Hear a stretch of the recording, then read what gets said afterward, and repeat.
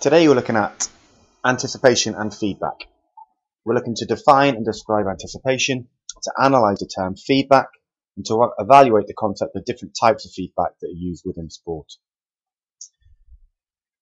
So the role of anticipation is the ability to predict future events from early signals or from past events. From last lesson we were looking at reaction time, and reaction time can be speeded up if the performer learns to anticipate certain actions. Good performers start running motor programs before the stimulus is fully recognised. So basically they've pressed the go button before actually the stimulus itself has been fully provided. They anticipate the strength, the speed and the direction of a stimulus, and that would enable the performer to partially eliminate the PRP. For those of you that don't remember last lesson, PRP being psychological refractory period. However, opponents themselves will be also trying to anticipate at the same time.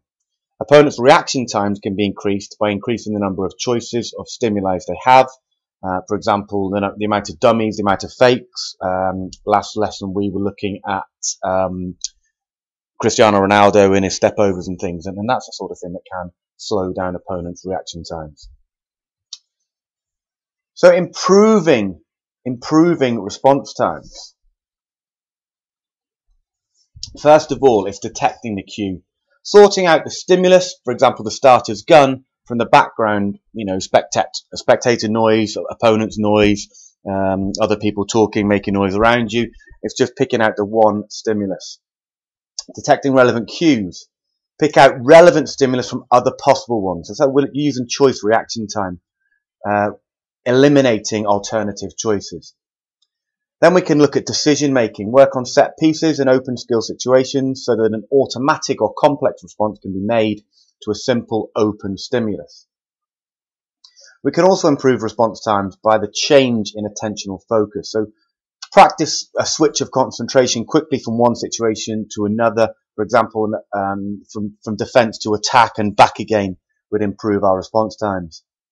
We need to control anxiety. Anxiety would increase response time and therefore can be reduced by calming strategies and focusing strategies. Optimum motivation, so the term psyching up you will have come across, I'm almost certain. That is making sure that our motivation is at an optimum level, which would improve our response time. And finally, strangely enough, by warming up, which ensures that our sense organs and our nervous system are in an optimum state to transmit information and for muscles to act upon that. So now we know what reaction time is, how to improve reaction time using various different strategies. Once we've made our decisions and we've reacted, we will therefore receive feedback. And what is feedback? Feedback is information which is used during and after an action or a movement. All right. So there are different types of feedback, and needless to say, they occur at different times. So the importance of feedback. Visual feedback for the beginner helps the performer to gain insight into a performance and its quality. That's visual feedback. Demonstration of faults and corrections as feedback should be correct. All right, so if you're going to show someone how it was right or how it was wrong, you need to show them that it's absolutely correct, and the performer will hopefully attempt to imitate and correctly imitate the demonstration itself. Verbal feedback should be restricted during the early stages of learning because too much information can confuse the performer. However, during later stages of learning, the performer should have extra attentional capacity, which we've covered, which should enable greater detail to be communicated to that type of performer. Asking questions about the feelings involved in a performance is a form of feedback. The importance of feedback is high to the coach or the teacher. Teaching a performer a skill, since knowledge of performance is a way of improving skill levels. And we'll talk a little bit about knowledge of performance shortly. So there are types of feedback. We have intrinsic feedback. So this is sensory information from the performer and from their sensory systems. Normally occurs when an individual's produce movement. Okay. Intrinsic feedback received from outside the body is known as exteroceptive feedback. For example, sight, the view of other competitors in a game, or hearing, which would be, for example, the sounds of a crowd. The smell might be even of other competitors. Intrinsic feedback from within the body is known as proprioceptive feedback. All right. Proprioception is the position and the angles of limbs and tensions in muscles. For example, you might see a gymnast that's not quite landed a vault correctly, and you'll see them put that foot back or that hand down or arm down to make sure that they retain their balance. That comes from proprioceptive feedback that tells them that that needs to happen. So that was intrinsic feedback.